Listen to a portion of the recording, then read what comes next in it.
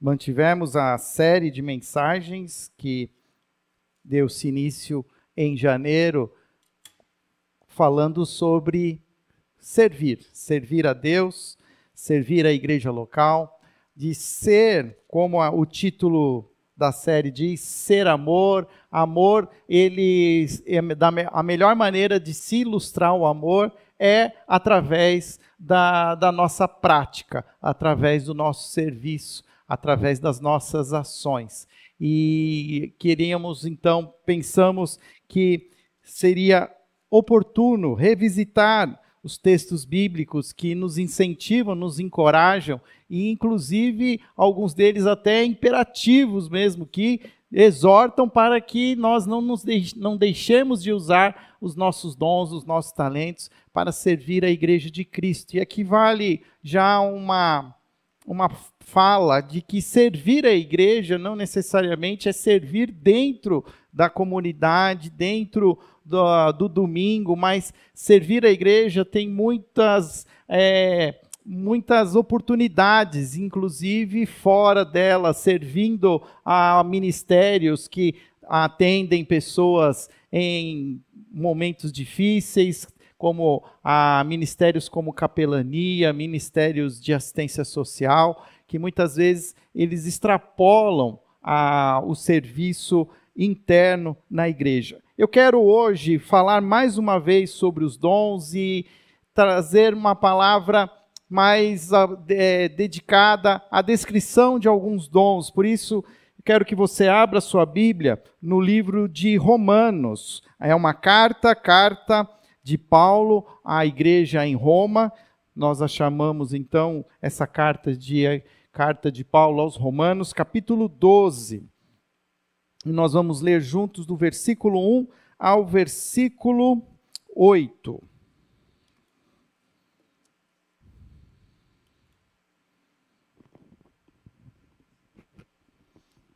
Romanos, capítulo 12, verso 1 a 8. Portanto, irmãos, rogo-lhes pelas misericórdias de Deus, que se ofereçam em sacrifício vivo, santo e agradável a Deus, que é o culto racional de vocês. Não se amoldem ao padrão deste mundo, mas transformem-se pela renovação da vossa mente, para que sejam capazes de experimentar e comprovar a boa, agradável e perfeita vontade de Deus. Por isso, pela graça que me foi dado, digo a todos vocês, ninguém tenha de si mesmo um conceito mais elevado do que deve ter, mas ao contrário, tenha um conceito equilibrado, de acordo com a medida da fé que Deus lhe concedeu. Assim como cada um de nós tem um corpo com muitos membros, e esses membros não exercem todos a mesma função, assim também em Cristo, nós, que somos muitos, formamos um corpo, e cada membro está ligado a todos os outros. Temos diferentes dons, de acordo com a graça que nos foi dada. Se alguém tem o dom de profetizar, use-o na proporção da sua fé. Se o seu dom é servir, sirva. Se é ensinar, ensine. Se é dar ânimo, que assim faça. Se é contribuir, que contribua generosamente. Se é exercer liderança, que a exerça com zelo. Se é mostrar misericórdia, que o faça com alegria. Oremos. Senhor, dá-nos também aqui entendimento, Pai, da Tua palavra, que o Teu Espírito ilumine os nossos corações e as nossas mentes, para que possamos também, Senhor, não só entender, mas aplicar a Tua palavra às nossas vidas e também, Senhor, desta maneira, também podermos ser usados por Ti para a edificação da Tua igreja. Essa é a nossa oração, em nome de Jesus. Amém.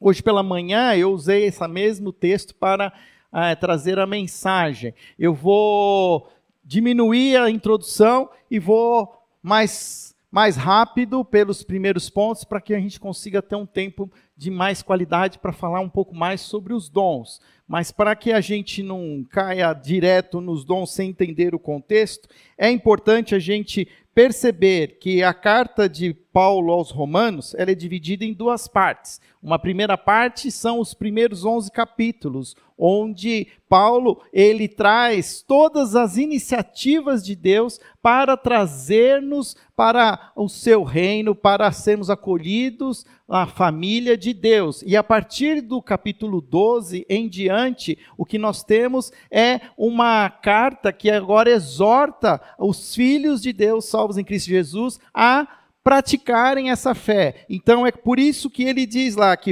ele começa o versículo 1 do capítulo 12 dizendo: portanto, então depois de tudo que Deus fez, e todas as iniciativas que já foram apresentadas nesses primeiros 11 capítulos, agora é a hora de nós tomarmos a iniciativa. Até agora foi o nosso Pai, nosso Deus Pai, que interveio. Não fomos nós, mas foi Deus. Não foi porque eu merecia, mas foi pela graça dele. E agora, depois de tudo isso, então ele diz, por isso ele começa com essa sentença de conclusão: portanto, irmãos, rogo-lhes pelas misericórdias de Deus, que se ofereçam em sacrifício vivo, santo e agradável. Este é o culto racional de vocês. Numa linguagem mais coloquial, a ideia desse primeiro versículo é: depois de tudo que Deus fez por nós, não há nada mais lógico a fazer do que se entregar a Deus. Depois de tudo que Deus entregou, entregando seu Filho Jesus na cruz, não tem nada mais que nós possamos fazer, a não ser também nos entregar. Mas ele faz um apelo para a nossa razão. Ele não faz um apelo emocional. Muitas vezes a gente toma algumas decisões por emoção. Esses dias conversando com o Rubens Reis, que trabalha com a venda de carros, e ele conversando com ele falou assim: Fábio, o pessoal compra carro na emoção. Ele falou exatamente isso, compramos carro na emoção. E muitas decisões importantes que a gente faz na emoção. E depois a gente às vezes até se arrepende delas. Mas nesse caso, Paulo está querendo nos dizer: olha, pensa comigo, avalia, raciocina. Se tudo isso aqui foi o que Deus fez, então, para que a gente continuar insistindo em fazer de um jeito diferente? E o verso 2, então, ele diz: não se amoldem ao padrão deste mundo, mas transformem-se pela renovação da sua mente, para que sejam capazes de experimentar a boa, agradável e perfeita vontade de Deus. Eu gosto desse segundo versículo, porque ele fala que nós precisamos tomar cuidado para não se amoldar, para não começarmos a sermos influenciados pela cultura que existe no nosso mundo, mas que nós precisamos nos transformar pela renovação da nossa mente. Ou seja, a partir de tudo que foi falado até aqui, eu preciso agora repensar a minha própria vida. Existe, então, de Paulo, um desejo que nós mudemos a nossa mentalidade, que nós comecemos a pensar como filhos de Deus, e não mais como escravos do pecado. É claro que nós continuamos sendo tentados. A nossa carne ainda é uma carne humana, sensível ao pecado. Mas por isso nós precisamos estarmos atentos, precisamos ter uma mudança na nossa mentalidade para não sermos tomados pela emoção. E nesse sentido, Paulo, então, a partir do verso 3, ele começa a propor algumas mudanças de mentalidade, que nós precisamos entender agora nessa nova dinâmica que nós vivemos. O verso 3, então, Paulo agora diz o seguinte: por isso, pela graça que me foi dado, digo a todos vocês,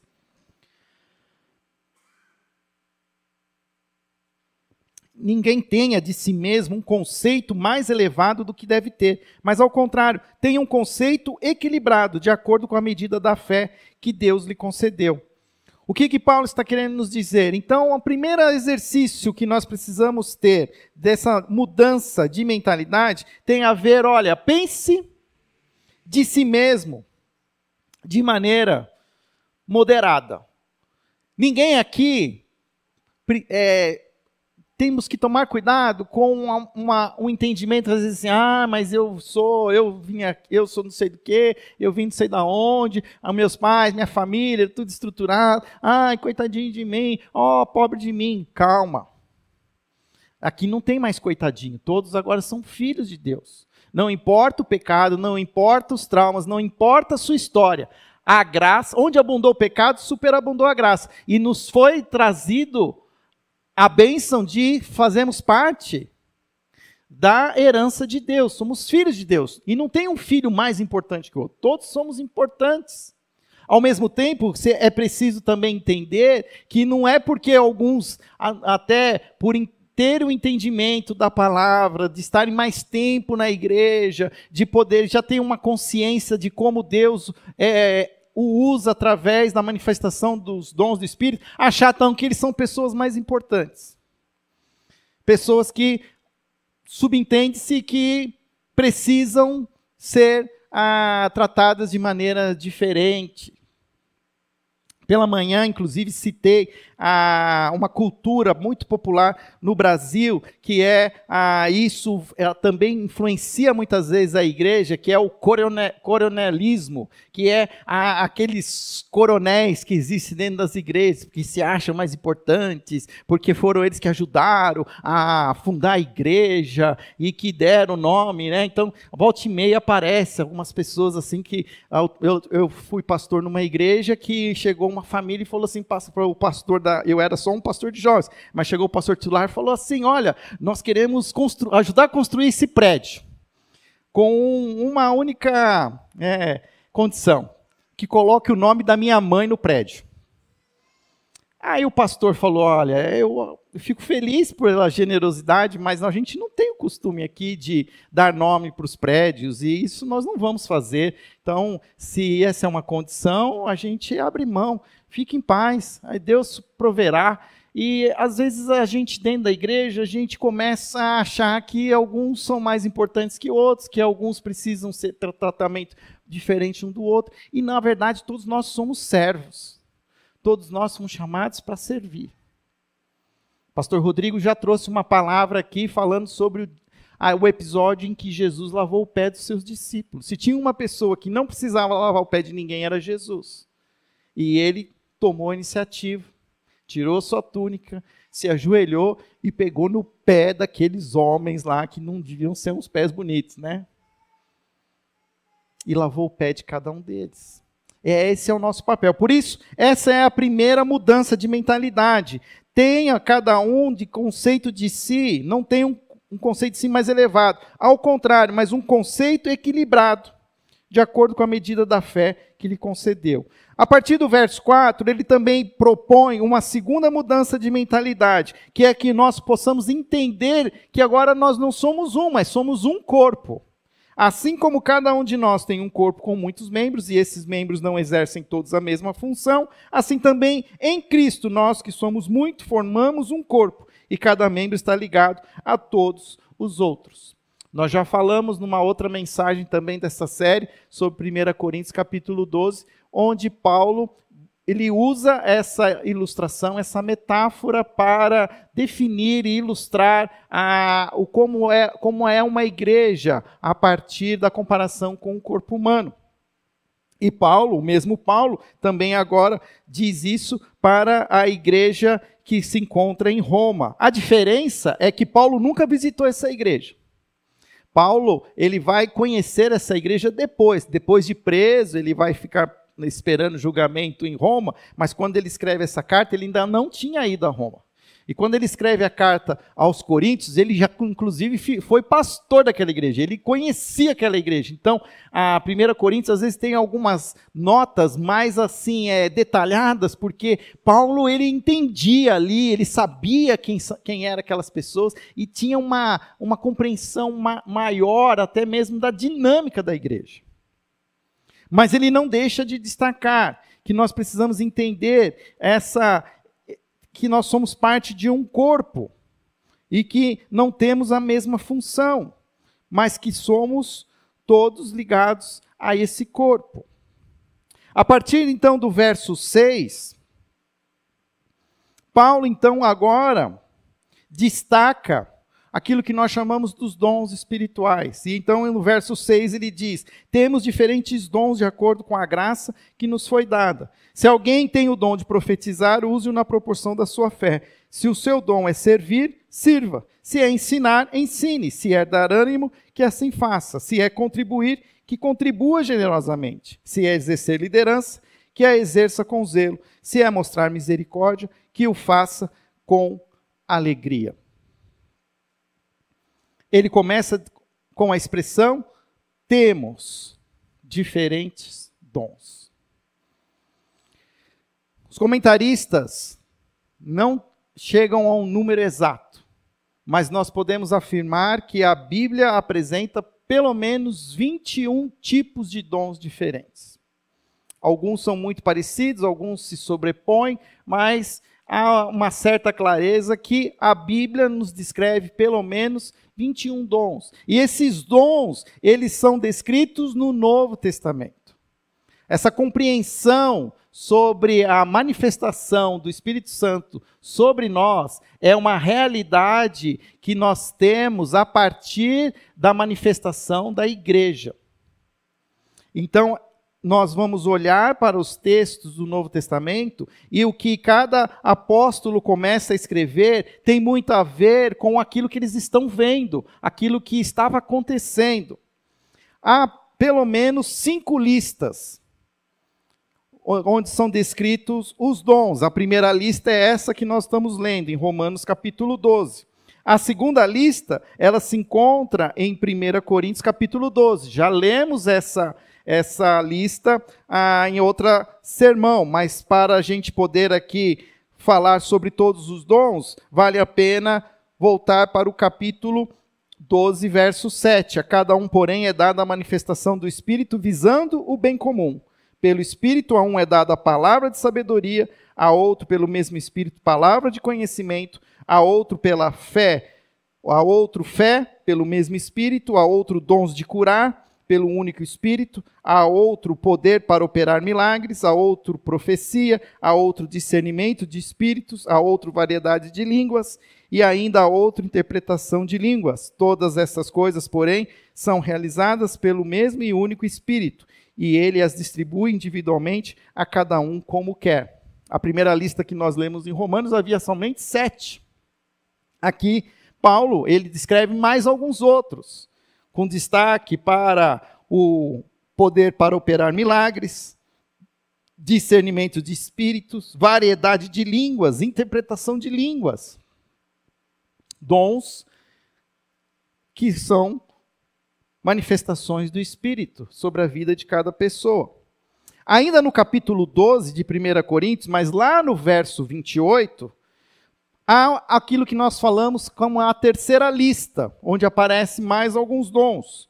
No capítulo 12, versículo 28, diz assim: assim na igreja Deus estabeleceu primeiramente apóstolos, em segundo lugar profetas, em terceiro lugar mestres, depois os que realizam milagres, os que têm dons de curar, os que têm dom de prestar ajuda, e os que têm dom de administração, e os que falam em diversas línguas.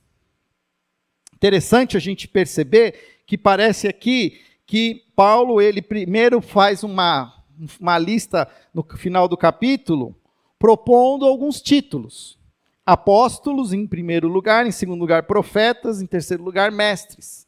Mas nós não podemos ler isso de maneira equivocada. Não está se falando de títulos, está se falando de papéis. Pessoas com dom de apóstolo, pessoas com dom de profecia, pessoas com dons de mestre, de ensino. Nós que vivemos 2000 anos depois da igreja primitiva, houve muita construção de cultura cristã, de governo de igreja, de ofícios, e alguns nomes, alguns papéis se tornaram títulos. Como, muitas vezes, eu mesmo sou identificado como pastor Fábio. É-me dado um título. Na própria Convenção Batista Brasileira, ela entende que existem dois nomes que descrevem os oficiais da igreja, pastores e diáconos. Mas isso é uma convenção moderna. Isso não é o entendimento do Novo Testamento. Então aqui nós precisamos perceber que nós estamos falando de manifestação do Espírito. E alguns, Deus propõe que manifeste o Espírito Santo e essa pessoa tenha um papel de apóstolo. E eu vou falar um pouquinho mais sobre isso, mas essa é a terceira lista. A quarta lista, então, está em Efésios, capítulo 4. Efésios, capítulo 4, verso 11, que vai também falar sobre essas pessoas que têm o dom para apóstolos, evangelistas, mestres. Diz assim o verso 11: e ele designou alguns para apóstolos, outros para profetas, outros para evangelistas, outros para pastores e mestres. E eu gosto de ler o versículo 12, que diz: com o fim de preparar os santos para a obra do ministério, para que o corpo de Cristo seja edificado. Então aqui vale a pena uma pausa e a gente então propor entender um pouco mais o que significa então esse dom de apóstolo. Primeiro, nós entendemos que apóstolos foram aqueles homens que caminharam com Jesus, que testemunharam a sua crucificação, a sua ressurreição. Nós temos o entendimento que estes são aqueles que a palavra de Deus designa como apóstolos. Há um apóstolo fora do seu tempo, que ele mesmo diz, que é o apóstolo Paulo. Paulo não era ali um contemporâneo dos discípulos, ele vem a se converter posteriormente, mas a própria palavra de Deus afirma que ele teve uma revelação do Cristo ressuscitado. Quando ele estava no caminho de Damasco, ele teve uma visão, e ele pergunta: quem és tu? Né? Porque falava: Saulo, Saulo, por que me persegues? E a pessoa que fez a pergunta para ele falou: eu sou o Cristo, o Filho de Deus. Então nós entendemos que Paulo teve essa visão de Cristo. E ele cumpre com um papel apostólico. Porque qual é a função? Quando você fala que alguém tem o dom de apóstolo, os apóstolos são aqueles homens, são pioneiros, são aqueles que deixam aquela zona de conforto e vão, de alguma maneira, edificar a igreja, vão desenvolver a igreja, vão ensinar, porque eles têm todo um background, assim, eles foram as testemunhas oculares, eles viram Jesus, eles caminharam com Jesus. Eles tinham uma autoridade dada por Deus, e nós entendemos que esses homens, a eles cabe o título, inclusive, de apóstolos. Isso não significa que nos nossos dias não tenham apóstolos, porque nós também temos que reconhecer que muitas vezes Deus também destaca outras pessoas com esse papel de apostolado. Geralmente são homens que começam um movimento cristão, muitas vezes sem ser uma denominação, mas que mais futuramente esse movimento, ele na sua estruturação, acaba se tornando até uma denominação, se torna uma estrutura eclesiástica. Mas nunca foi a intenção desses homens, a intenção deles era iniciar esse trabalho. Por isso Deus chama alguns para apóstolos, como também chama outros para profetas, e eu vou falar daqui a pouco sobre os profetas, e chama outros para evangelistas, ou que são impulsionados pelo Espírito Santo para compartilhar o evangelho. E a gente percebe que existe pessoas que são tem uma instrumentalidade muito fácil e compartilham o evangelho de uma maneira muito fácil e dinâmica. E também existe aqueles que são designados para serem pastores e mestres. Aqui há uma certa discussão se o texto está falando de pessoas que são pastores e mestres ao mesmo tempo, ou se é pastores e somente mestres. Então aqui, se você for olhar os comentários, você vai ter as duas interpretações. Nós entendemos que, de alguma maneira, pastores e mestres está falando de uma só pessoa, que tem esse papel de pastorear, de cuidar, mas também de ensinar. E olha, que isso, na verdade, são papéis fundamentais para a edificação da igreja, porque ele diz que no verso 12, com o fim de preparar os santos para a obra do ministério, para que o corpo de Cristo seja edificado. Na nossa, vamos usar essa palavra, evolução de ser igreja, nós resumimos esses papéis num só oficial que nós chamamos de pastor. E é muito comum a gente encontrar, então, nas igrejas, aquele que é o pastor, por título, ele é oficial da igreja, e espera-se dele que ele tenha o papel de apóstolo, de evangelista, de profeta, de mestre. E isso não vai acontecer. Porque a própria palavra de Deus diz que Deus dá os dons conforme o seu querer, e que todos não são iguais. Então, quando nós somos uma igreja local que tem uma certa musculatura, é importante pensar de ter na liderança dos oficiais da igreja, pastores, que tenham papéis, funções dadas por Deus, dons do apostolado, dons do evangelismo, dons de profetas, de pastores e mestres, porque isso vai abençoar a igreja. A igreja vai ser mais edificada, porque esses papéis, eles são importantes para preparar os santos, para preparar os membros da igreja, para a obra. Ou seja, não é para que os membros da igreja fiquem mais cheios, mas que eles fiquem melhores obreiros, para que eles também façam parte da obra do Senhor. O papel, muitas vezes, desses líderes da igreja é um papel muito de treinar, capacitar a igreja para servir. Isso é o que Efésios nos aponta. E por último, há uma última lista, que é a lista que está em 1 Pedro, capítulo 4, perdão. Agora não é mais nenhuma lista escrita por Paulo, mas é um breve resumo escrito pelo apóstolo Pedro. Pedro, capítulo 4, que diz assim, versículo 11. Se alguém fala, faça-o como quem transmite a palavra de Deus. Se alguém serve, faça-o com a força que Deus provê, de forma que em todas as coisas Deus seja glorificado mediante Jesus Cristo, a quem sejam a glória, o poder para todos sempre. Amém. Pedro também tinha o dom da praticidade, do resumo. Então ele disse o seguinte, gente, o negócio é o seguinte, tem aqueles que falam e tem aqueles que fazem.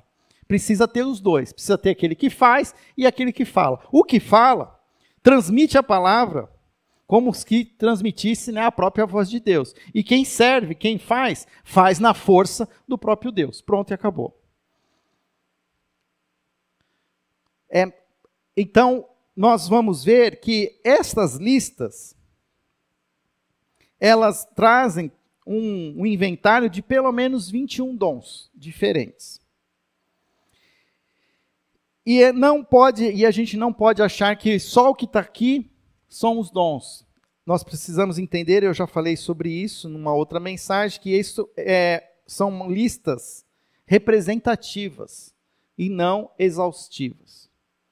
Se nós fôssemos pensar nos nossos dias, existe pessoas que são usadas pelo Espírito Santo para cantar, para compor músicas.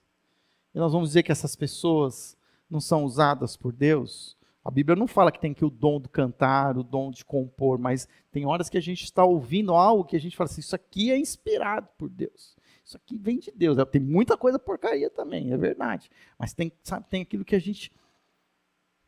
Como também a gente precisa entender que ao longo da história, estes dons, eles se contextualizam. Quem, por exemplo, tem o dom do ensino, existem diferentes manifestações desse dom do ensino. Tem algumas pessoas que têm uma manifestação do dom de ensino para crianças. Outros têm uma manifestação do dom do ensino para adolescentes. E nós precisamos entender que existem essas contextualizações nos nossos dias, como provavelmente Deus também usa, através do seu Espírito, as pessoas hoje para comunicar o evangelho de maneiras até tecnológicas, de maneiras que a igreja é edificada, não só pela fala, mas até pela produção de material, produção de recursos digitais, de tecnologia. Então nós não podemos imaginar que tudo que nós temos é somente isso. Há uma dinâmica muito maior. Então essa não é uma lista exaustiva, e sim uma lista representativa. E outra coisa importante que a gente precisa entender, que estes dons se manifestam de maneiras diferentes de igreja em igreja. Lembra quando eu falei lá de 1 Coríntios, quando Paulo fala, ele fala até lá do dom de línguas, fala do dom de cura, porque eram dons que se manifestavam na igreja em Corinto.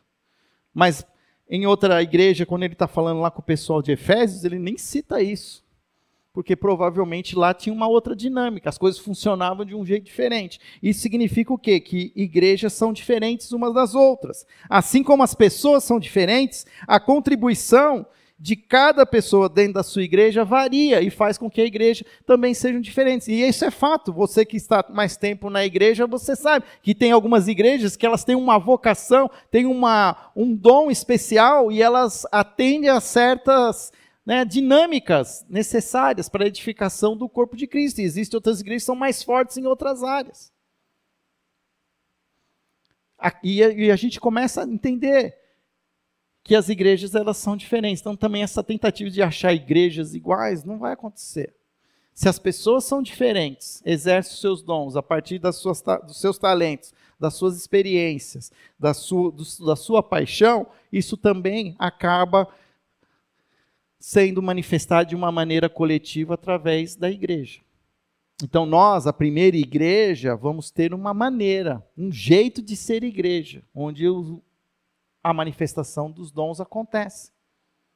Isso não significa, e aí de novo vale a pena a gente olhar para aquilo que Paulo fala. Não tenhamos, por causa disso, uma medida, um entendimento elevado, dizendo, então, porque nós somos assim e nós somos os melhores. Não.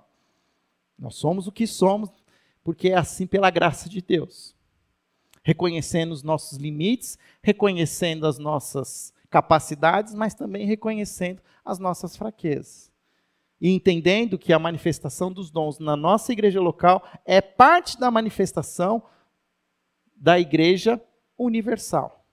A gente tem sempre que entender essa dinâmica. Igreja local, igreja universal, que é a igreja que reúne todos os crentes salvos em Cristo Jesus. Porque quando chegar lá na eternidade, no novos céus e na nova terra, não vai ter divisão dos batistas, dos presbiterianos, dos assembleianos, dos metodistas, não, é tudo um povo só. Nem casamento vai ter. E é bom também que a gente deixe isso, porque tem uma brigaiada às vezes, Quando chegar lá no céu, somos um só corpo. Não tem marido e mulher, não tem batista, nem presbiteriano, nem pentecostal. Vão ser todos filhos e filhas de Deus, salvos em Cristo Jesus. Amém? Falado isso, é bom também a gente então voltar para a primeira lista lá, de Romanos capítulo 12. Quando Paulo traz essa lista, a primeira dom que Paulo descreve, ele fala sobre o dom de profetizar. Se alguém tem o dom de profetizar, use-o na proporção da sua fé. E eu quero gastar um tempo a mais aqui para falar agora desse dom da profecia, porque é um dom polêmico nos nossos dias. Há uma grande, quem está mais tempo em igreja e tem experiência com outras igrejas, sempre existe aquilo que a gente conhece como, tem uma profecia, uma mulher, uma irmã, uma profeta ou um profeta que tem uma palavra, e muitas vezes existe povo que vai atrás disso, que precisa de alguma coisa, uma revelação. Está certo, está errado. Vamos olhar para como a palavra de Deus nos apresenta o dom da profecia. Então, primeira coisa que nós precisamos entender, o que é um profeta? Profeta, o que nós temos é o papel que alguns homens tinham no Velho Testamento. E qual era o papel, a função do profeta no Velho Testamento? Ele era aquele que trazia a palavra em nome de Deus. E aí nós vamos ter, se você olhar, quase que metade do Velho Testamento são palavras trazidas por profetas. Isaías, Jeremias, Obadias, Joel, Amós. O que são essas pessoas? Profetas. Deus revelava a sua palavra e eles traziam essa palavra para o povo. No Novo Testamento, são os apóstolos, os sucessores dos profetas no Novo Testamento. Porque foi a partir dos apóstolos que Deus falava e eles traziam então essa palavra para a igreja. Tanto é que nós não temos nenhum livro do Novo Testamento escrito por profetas. Nós temos livros do Novo Testamento escritos por apóstolos.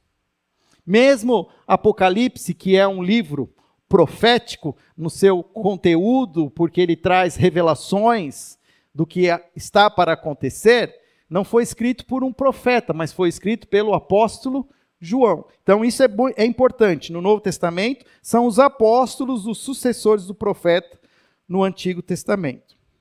Os profetas, mas o fato é que existia profeta no Novo Testamento. Abra sua Bíblia lá, vamos ver juntos, rapidamente. Vai em Atos, onde nós temos a descrição da igreja primitiva. Atos capítulo 11. Existe um profeta na igreja primitiva, tem até o nome dele, chama Ágabo. E ele aparece 2 vezes em Atos. Há um nome aí para você pensar, né? Dá para um pet, bichinho de pelúcia. Ágabo, profeta. Ágabo, capítulo 11, verso 27. Naqueles dias, alguns profetas desceram de Jerusalém para Antioquia. Um deles, Ágabo, levantou-se pelo Espírito e predisse que uma grande fome sobreviria a todo o mundo romano, o que aconteceu durante o reino de Cláudio. O que Ágabo fez? Ele previu que ia ter um acontecimento, que ia ter fome, e que a igreja precisava se preparar, inclusive doando e sustentando a igreja lá na Judéia. Então depois eles até resolvem que na Antioquia eles levam ajuda para Jerusalém. Olha um outro lugar em que Ágabo aparece de novo, então é no capítulo 21 de Atos. Capítulo 21 de Atos, o verso 10. 10 e 11. Atos 21, 10 e 11.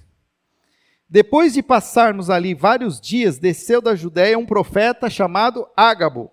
Vindo ao nosso encontro, tomou o cinto de Paulo e, amarrando em suas próprias mãos e pés, disse: assim diz o Espírito Santo, desta maneira os judeus amarrarão o dono deste cinto em Jerusalém e o entregarão aos gentios. De novo, o mesmo profeta prevê um acontecimento futuro.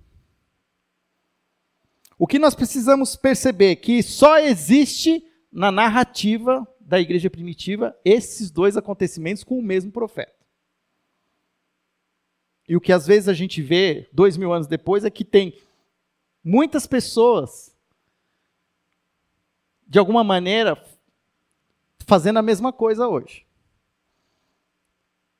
Encontrando irmãozinhos e irmãzinhas dizendo assim: olha, Deus me revelou que se você não tomar cuidado, se você não fizer isso, fizer aquilo, coisa vai acontecer, vai ser assim, vai ser assado.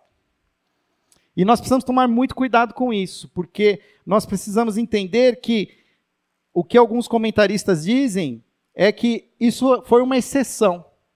É um papel excepcional dado aos profetas no Novo Testamento, mas não é a regra, é uma exceção. Então isso significa que pode ser que sim, pode ser que em algum momento exista alguém com o dom de profecia mas não é uma coisa que é comum. Isso deve ser tratado como uma exceção, como milagres. Por isso que eles chamam milagres, porque se acontecesse o tempo todo não ia ser milagre. Mas tem horas que a gente precisa do milagre e clama pelo milagre.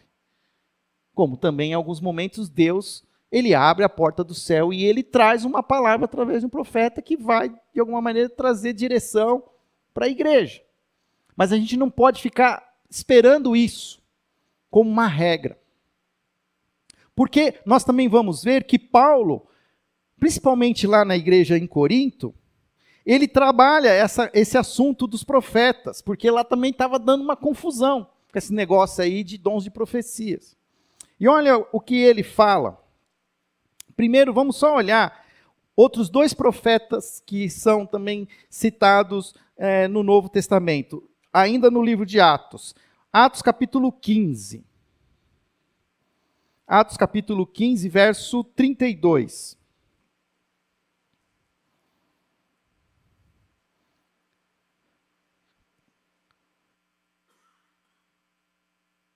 Atos capítulo 15, verso 32 diz assim, ó, Judas e Silas, que eram profetas, encorajaram e fortaleceram os irmãos com muitas palavras. Vou ler de novo. Judas e Silas, que eram profetas, encorajaram e fortaleceram os irmãos com muitas palavras. Guarda essas 2 palavras, encorajaram e fortaleceram. Esses profetas, eles não trouxeram uma revelação de algo que ia acontecer. O que eles fizeram? Eles encorajaram e eles fortaleceram. Então, com essa informação, vamos lá para 1 Coríntios, onde Paulo traz uma palavra de direção. 1 Coríntios capítulo 14. Paulo traz uma palavra de direção para aqueles que exerce o dom de profecia. E o primeiro versículo do capítulo 14, versículo 3 que eu quero ler é 1 Coríntios capítulo 14, verso 3, diz assim, mas quem profetiza faz para edificação, encorajamento e consolação dos homens. Mas quem profetiza o faz para edificação, encorajamento e consolação. Vamos olhar mais o versículo 31 do mesmo capítulo. Tratando-se de profetas, falem 2 ou 3, e os outros julguem cuidadosamente o que foi dito. Se vier uma revelação a alguém que está sentado, cale-se o primeiro. E aí o versículo 31. Pois vocês todos podem profetizar, cada um por sua vez, de forma que todos sejam instruídos e encorajados. A partir desses textos, nós podemos entender que o papel principal de quem exerce o dom de profecia é edificar, exortar, que significa encorajar e consolar. Nós hoje, eu entendo que a gente às vezes pensa que aquele que tem o dom de profecia é aquele que vai trazer uma revelação lá que nunca foi falada e que vai falar e vai trazer um negócio que... Não. Os verdadeiros profetas, aqueles que hoje são usados por Deus, através do dom da profecia, a função deles é edificar, encorajar, consolar. E isso faz sentido. Porque uma coisa que a gente precisa entender, que o profeta, diferentemente do mestre, quem tem o dom do ensino, o profeta, ele fala mediante o impulso do Espírito Santo. O que eu estou fazendo aqui agora, eu estou exercendo um papel do mestre, porque eu estudei, eu fui atrás, peguei os versículos, olhei, eu compus, e tem uma coisa aqui toda descrita. Então, eu pensei naquilo que vocês vão pensar, nas perguntas que vocês iam fazer, nas dúvidas que vocês iam ter, e eu estou tentando aqui, ocupar todas as brechas. Isso é o mestre. Mas em alguns momentos, então o que o mestre é? O mestre ele se prepara de antemão para falar. Ele estuda, ele pesquisa e ele fala o que está na palavra. Mas isso não quer dizer que, por exemplo, eu estou aqui sentado na última música, eu estou orando, falando, Senhor, dá-me o dom da profecia, porque o que eu tinha que estudar, eu estudei. Mas se tem alguma coisa que eu não estudei, que eu devia compartilhar, que eu consiga compartilhar. E fato acontece, eu tenho essa experiência. Muitas vezes eu estou falando alguma coisa que eu falei, porque, nossa, esse negócio é mesmo, faz sentido. Mas é aquele impulso que o Espírito Santo dá e você não preparou, você não pensou, mas de repente aquilo vem, faz sentido, encaixa e encontra também sentido no seu coração. Então o profeta, ele fala mediante esse impulso. Agora, o que é a ideia que, se nós voltarmos lá para o capítulo 12 de Romanos, Como é que Paulo diz que o profeta precisa fazer, então? Volta lá, Romanos 12. Se alguém tem o dom de profetizar, use-o na proporção da sua fé. O que Paulo quer dizer com isso?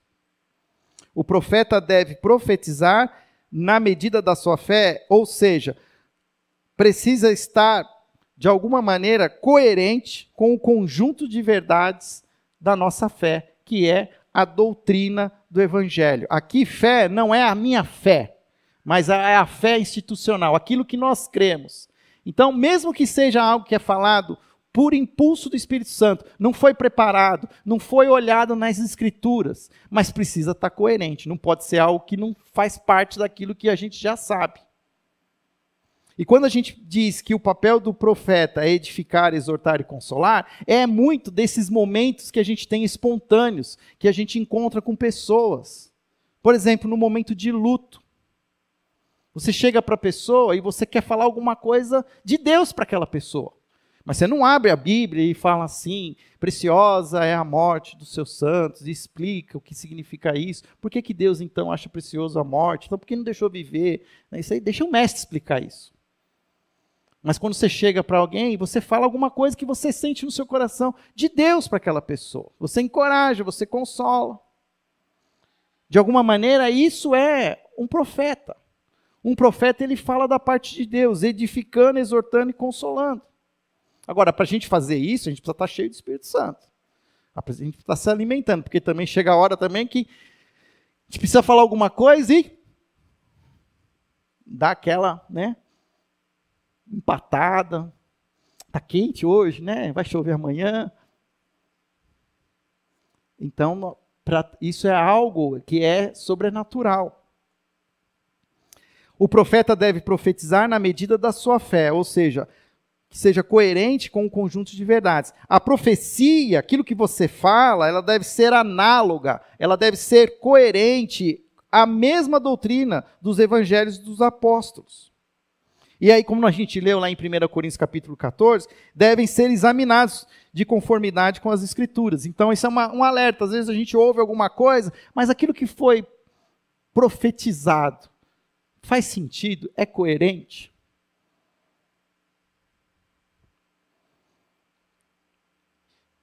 Nós encontramos lugar nas Escrituras. Nunca será algo sem controle, mas é algo coerente e alinhado com a palavra de Deus. Então eu já respondi também isso, Onde está esse dom hoje na nossa igreja? Ao longo do tempo, esse ofício, esse dom, ele foi acoplado ao ofício pastoral. Então, que nem eu falei assim, principalmente igrejas tradicionais históricas, entende-se assim, o pastor é o profeta, ele fala da parte de Deus. Então, quando ele ensina, ele também profetiza, mas a gente também não pode achar que isso é a regra. Porque cada um de nós pode ser um pequeno profeta.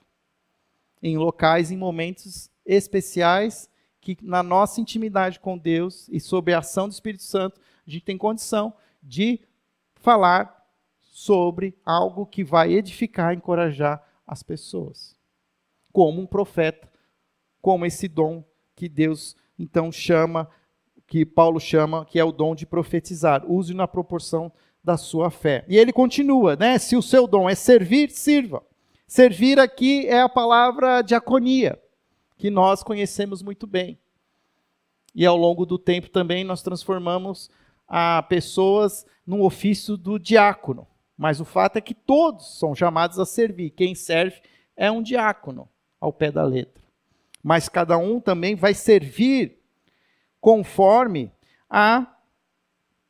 aquilo que sabe fazer, que tem talento, tem paixão. Se o seu dom é servir, sirva. Se é ensinar, ensine. Já falamos sobre ensino. Se é dar ânimo, assim faça. O que é esse dar ânimo? É o encorajamento. É aquelas pessoas que estão sempre dispostas a estar com alguém, a sentir a dor da outra e caminha junto. são mais empáticos, mas são empáticos não porque são, mas porque o Espírito os leva a essa empatia. Que contribui, se é contribuir, que contribua generosamente. Aqui tem um detalhe, é o único lugar onde se é descrito o dom de contribuição, é aqui em Romanos. Isso também é bom a gente alertar que todos nós somos chamados a contribuir. Todos nós somos mordomos, dispenseiros, como diz nas versões antigas, dos recursos que nos é dado e nós precisamos dar conta desse recurso e prestar conta ao Senhor. Mas o fato é que algumas pessoas, Deus derrama o seu Espírito de uma maneira generosa e estas pessoas elas são movidas a contribuir e atender algumas demandas especiais que outros não são capazes. E isso tem muito a ver, às vezes, até com os recursos que essa pessoa tem. Deus abençoa essas pessoas crentes em Cristo Jesus com tantos recursos, que não é para ela comprar casa em Palm Beach, e carros elétricos, mansões, mas é que é para usar esses recursos de maneira generosa. Contribua generosamente. Como também ele diz, se existe aqueles que têm o dom da liderança, que exerça com zelo. Ou seja, lembrando que todos somos iguais. Não é para sermos pequenos ditadores, onde um manda e todo mundo obedece, mas com zelo, entendendo que nós estamos apenas exercendo um dom para edificar a igreja, assim como quem tem o dom da misericórdia, que o faça com alegria. E aqui também, todos nós somos chamados a ter misericórdia, mas o fato é que alguns têm um dom de ter misericórdia além daqueles limites naturais, que vão para aqueles lugares em que ninguém vai, que abraça pessoas que ninguém abraça, que se doa de uma maneira que outros não se doam. Mas eu conheço uma pessoa que abriu a casa dele, e eu acho que ele tem uma casa hoje que há 30 anos a casa dele é uma porta que não se fecha. E a família dele, ele mora junto com prostituta, tem ali pessoas do tráfico de drogas, é lógico, são pessoas que estão buscando mudar de vida. E ele acolhe essas pessoas. Mas é um dom dele. E a gente tem que reconhecer. Mas, ao mesmo tempo, Paulo ele enfatiza, faça com alegria. O que significa isso? Cuidado para você também não ultrapassar um limite natural, onde isso vai trazer desgaste para você, onde isso vai te prejudicar. Porque o fato é que as demandas são muitas. Sempre vai precisar, sempre precisa. Mas, olha, faça com alegria, até onde você se sente feliz, contente, satisfeito. Cuidado para não ultrapassar esse limite. Os dons, queridos, eles são dinâmicos. Eu entendo muitas vezes que em alguns momentos Deus nos dá alguns dons porque eles são necessários para aquele momento. E depois o momento nosso de vida muda e somos usados por Deus com outros dons. Por que eu estou falando isso? Eu compartilhei hoje de manhã um material que eu encontrei nesse livro chamado Liderança de Jesus, que é um material de discipulado para treinamento de líderes. Existe aqui um capítulo onde ele propõe um teste de dons. Ele vai, de uma maneira bem sistemática, mostrando assim o que cada dom é, e daí ele faz lá um teste com perguntas. Eu transformei isso em um PDF, eu estou compartilhando com os líderes de pequenos grupos, para os líderes de pequenos grupos compartilharem com aqueles que desejam usar essa ferramenta para entender um pouco mais como Deus pode te usar. Se você não está no pequeno grupo, então a primeira coisa que eu falo para você, se envolvam no pequeno grupo. Vocês viram que a gente vai fazer um congresso e nós queremos que isso se torne parte da nossa cultura. Mas se você ainda não está no pequeno grupo e você quer esse material, pode falar comigo também, eu posso repartir com você, sem problema.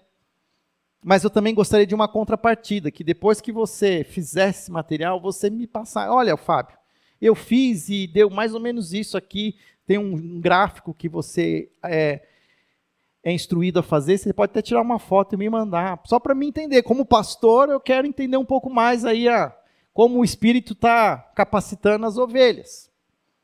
Mas, ao mesmo tempo, eu quero dizer uma coisa para vocês. Cuidado para não fazer isso aqui uma um documento de fé e prática. Não, porque bateu é isso e carimbou, homologou e não muda mais. Não, pode ser que o momento de vida que você está vivendo vai trazer um resultado. Mas a gente não pode fechar, isso aqui é apenas uma maneira da gente chegar mais perto daquilo que Deus faz através do seu Espírito em nossas vidas. Mas entender que muitas vezes Deus nos chama para alguns momentos especiais. Então, às vezes a gente está falando com alguém, a pessoa pergunta para a gente uma parte da Bíblia, aí você tem que orar e falar, Senhor, que o teu Espírito me ajude agora a ser o mestre, porque não vai dar tempo de eu conversar com o Pané. Espera aí que eu vou ligar para o pastor Fábio, vou ver se o pastor Rodrigo pode, vou ver se o chat GPT me responde. Você pode, não, aí eu entendo que a gente pode também pedir para o Espírito, e se aquilo que a pessoa está perguntando, de fato também é o próprio Espírito que está também movendo ela a fazer aquela pergunta, o Espírito Santo vai te dar a resposta. Porque daí a gente fala assim, não, esse não é meu dom não é de ensino. Espera aí que eu vou chamar quem é do dom de ensino. Daí às vezes a gente faz aqui uma campanha para arrecadar fundos para reconstrução do nosso telhado. Não, eu fiz o teste que o pastor Fábio deu e eu não tenho o dom da oferta, da contribuição, eu não vou contribuir. Se eu ouvir isso de você, eu vou perder o dom aqui da graça, você vai ver. Mas entende que isso são ferramentas que ajudam a gente. Porque, queridos, todos nós somos capacitados com os dons do Espírito Santo. Não há ninguém aqui que não foi capacitado. Talvez a gente ainda não sabe, não tem ideia. Mas o próprio texto de 1 Coríntios, capítulo 12, que foi o texto que eu li há 2 semanas atrás, ele termina dizendo, busquem com dedicação os melhores dons. Eu mesmo, muitas vezes, ficava orando, fechado na porta do meu quarto, fazia jejum, 3 dias, dizendo, Senhor, quero ter o dom de falar em línguas. Por que o outro fala e eu não falo? Eu também quero falar. Mas talvez não é o meu dom. E esse dom vai ser bom para quem? Para mim? Vai ser bom para a igreja? Busquem os melhores dons. Qual é o dom que faz sentido, que vai suprir necessidades da igreja onde você está hoje? Busque, ore, peça ao Senhor. Gosto da maneira como Jesus nos ensinou. Quem busca, acha. Quem pede, recebe. Como é que é, né? E quem bate a porta, ela se abre. E eu entendo isso como uma maneira de pedir para que o Senhor nos capacite. Não é pedir recursos para a nossa própria sobrevivência, a nossa própria prosperidade, mas é quando nós buscamos a Deus pedindo que o Senhor, nós precisamos, como igreja, nós precisamos, Senhor, ser essa igreja carismática, no sentido de que o carisma, esse espírito, ele ocupa todos nós. E nós vamos terminar agora orando, e eu queria que você orasse comigo, que você continuasse fazendo aquela pergunta, a pergunta mais perigosa da face da terra. Ó Senhor, o que queres tu de mim? Diante de tudo aquilo que você está vivendo, diante daquilo que você está até sofrendo, tudo isso tem um propósito. O Senhor está, de alguma maneira, te mostrando.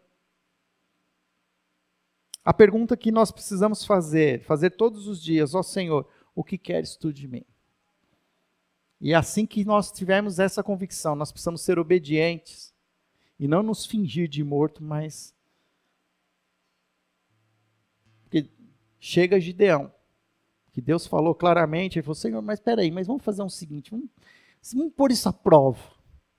Então, que molhe fica molhado no novelo e a grama fique seca. Aí no outro dia, mas Senhor, mas só para ter certeza absoluta, dá para fazer o contrário hoje? Não vou dizer que nós não podemos fazer isso, mas às vezes eu acho que a gente abusa também da da graça do Senhor. Tem horas que a gente já está claro. Não precisa mais sinais. O que nós precisamos é obedecer. Nós precisamos é dar o passo da fé. Seguir e fazer aquilo e ver a manifestação real do Espírito Santo sobre nós.